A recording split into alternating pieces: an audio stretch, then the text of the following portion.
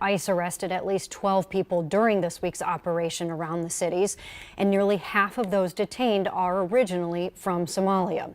And for the first time, we're hearing from the wife of one of the men arrested, and she is pushing back on ICE's claims that he is an active gang member. The Somalians should be out of here.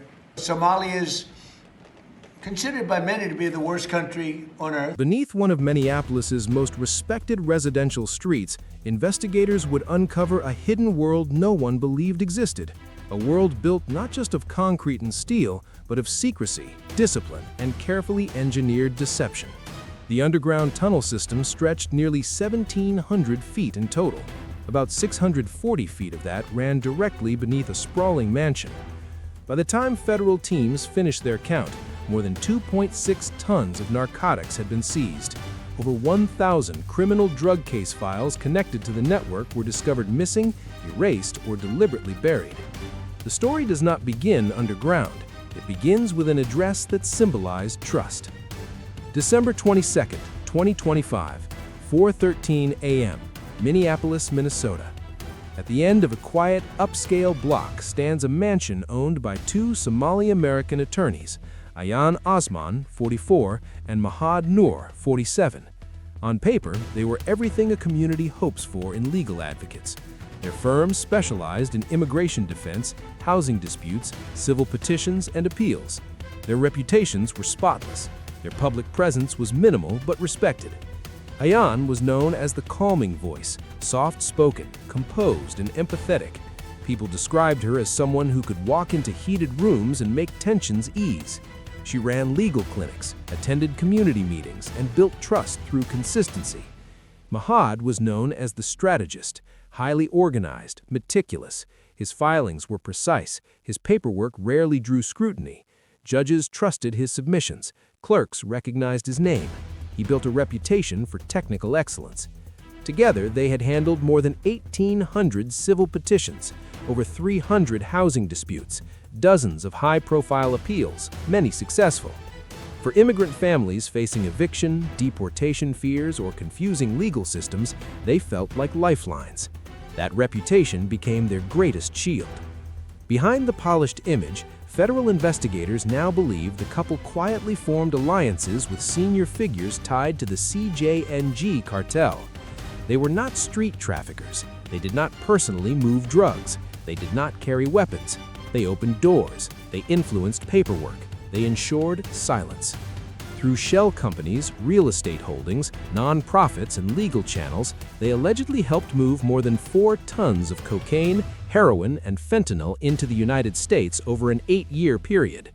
The drugs did not arrive through chaotic street networks. They traveled through structured logistics pipelines designed to blend into legal systems. The financial damage extended far beyond narcotics. More than $280 million vanished from community assistance programs. Grants were approved, outreach projects remained listed as active for years. On paper, services existed. In reality, families never received help.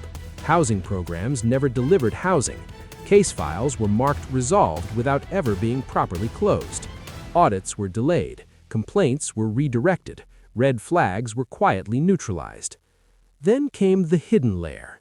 Beneath the mansion existed a private underground corridor with no municipal permits, no inspection records, and no connection to city infrastructure. Rotating private security teams guarded access points. Military-grade signal jammers surrounded the property. Surveillance detection systems blocked external monitoring. To neighbors, it was simply a large, expensive home. To federal analysts, it looked like a fortified logistics hub. At 4:13 a.m., command authorization was issued. The street remained silent. No sirens, no flashing lights, no warnings. At 4:47 a.m., more than 250 FBI and ICE personnel converged from 3 directions. The scale was rare for a residential neighborhood, but planners believed anything smaller risked catastrophic failure. The first breach confirmed their fears. The front doors were reinforced, interior corridors sealed by steel shutters. Individuals posing as private guards moved into defensive positions. This was not panic, this was preparation. Agents advanced methodically, clearing rooms, securing stairwells, and neutralizing armed resistance. The entire confrontation lasted just under 12 minutes. No federal agents were killed. Several guards were subdued. Then teams reached a concealed panel in the lower level. Behind it, a reinforced passage sloping downward. The tunnel entrance was not crude, it was engineered, steel-lined, climate-controlled, wired for power and data. Inside the first underground chamber, agents encountered a fully operational processing center, computer terminals, inventory scanners, sealed containers stacked on pallets, document archives spanning multiple years. Along one wall sat crates containing more than 2.2 tons of heroin and fentanyl, individually wrapped, barcoded, and logged for transfer. Estimated street value exceeded $550 million. But the most disturbing discovery was not the drugs. 10 children, frightened, disoriented, sitting inside the same staging area where narcotics were being processed. Investigators believe the children were being prepared for transport as part of a separate trafficking stream. Nearby, agents recovered 72 concealed handguns hidden across compartments, along with long rifles, tactical gear, and thousands of rounds of ammunition positioned for immediate access.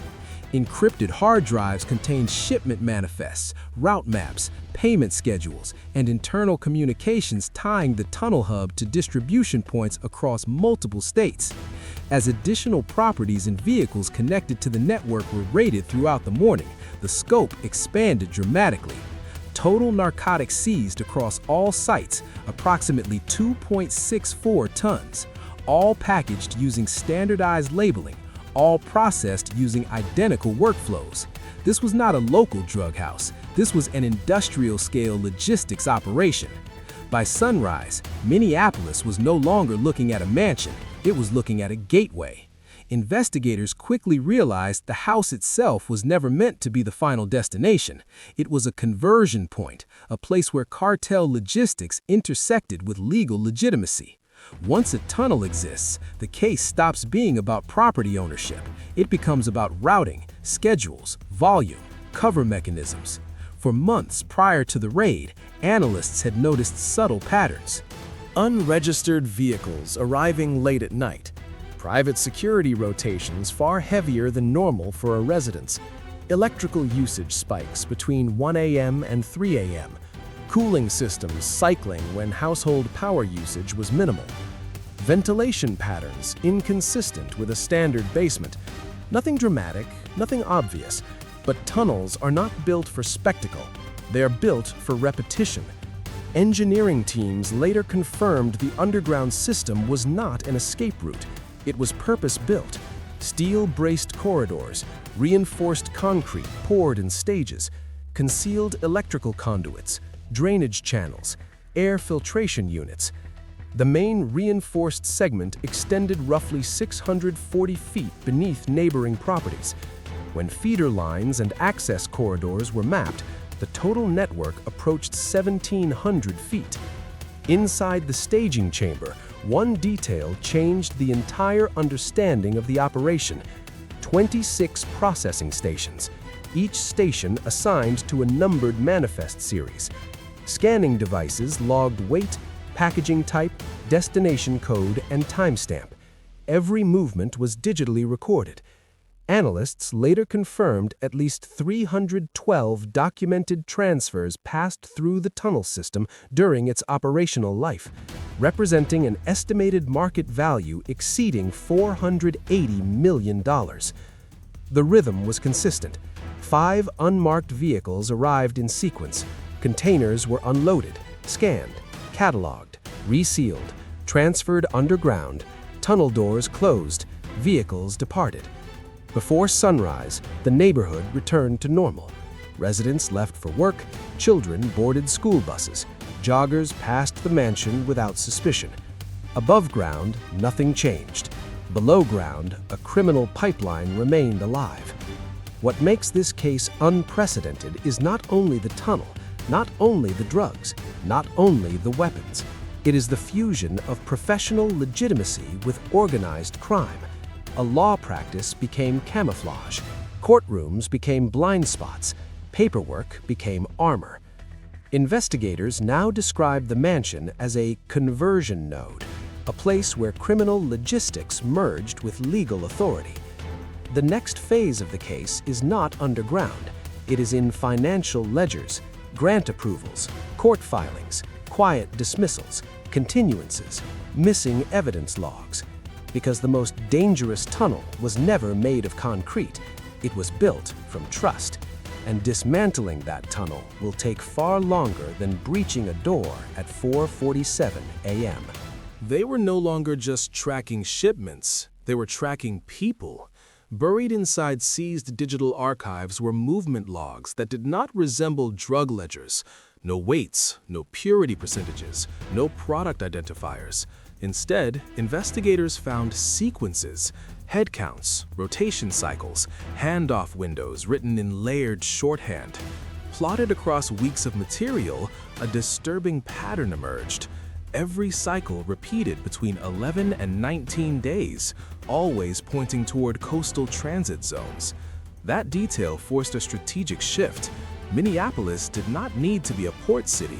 It did not need container cranes or terminals. It only needed to be a quiet junction, a place where people and cargo could enter, fragment, and disperse along commercial arteries while remaining invisible inside ordinary flow. That invisibility was not created by intimidation. It was created by paperwork. More than 1,000 criminal drug case files were missing, misrouted, or quietly labeled resolved. Warrants expired. Hearings vanished. Defendants who should have remained traceable simply dissolved into administrative fog. During one 12-month period, $78 million moved through legal proxy accounts tied to shell entities that technically did not exist. No automated flags triggered, no audits, no oversight intervened. This is how a city loses control. Not in alleyways, not through gun battles, but inside filing systems, inside approval chains, inside signatures no one questions. By late morning, command stopped asking what had been found beneath the mansion. They started asking what the mansion had touched. Networks of this size do not survive through fear alone. They survive because systems cooperate, sometimes knowingly, sometimes through indifference, sometimes through convenience. Minneapolis. Orders moved as sequences, not speeches, units staged quietly, targets assigned methodically. Once the tunnel was confirmed, the mansion stopped being the case. It became the doorway. Traffic units shaped surrounding grids with subtle lane closures. Vehicles were guided into predictable channels without drawing attention. No sirens, no armored convoys, just silent geometry. Inside the mansion, Ayan Osman and Mahad Noor were separated immediately. Not for intimidation, for evidence integrity.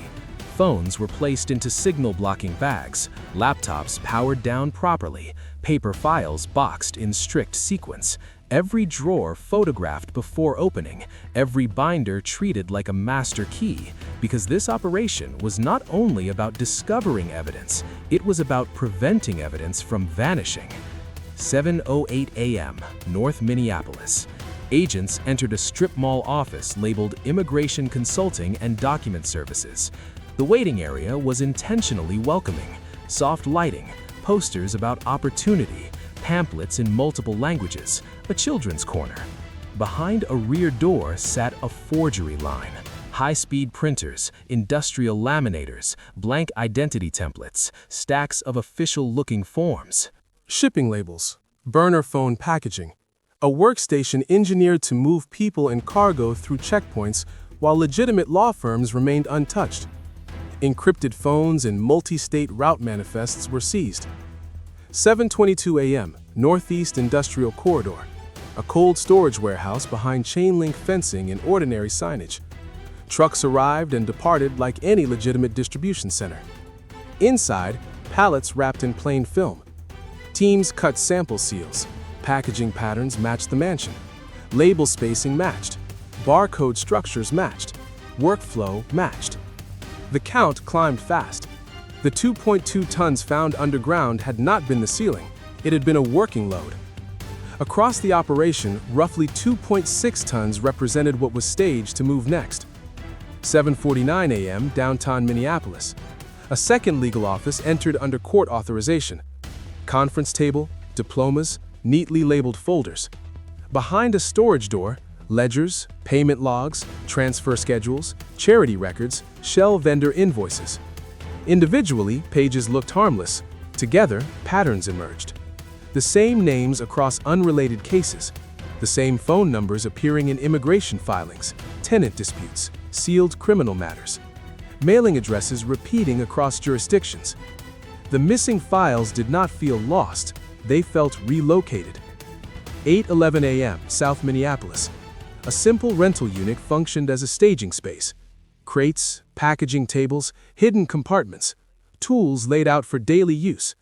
Labels matched warehouse pallets. Barcode prefixes matched seized devices. Handwritten notes mirrored the same nightly cadence.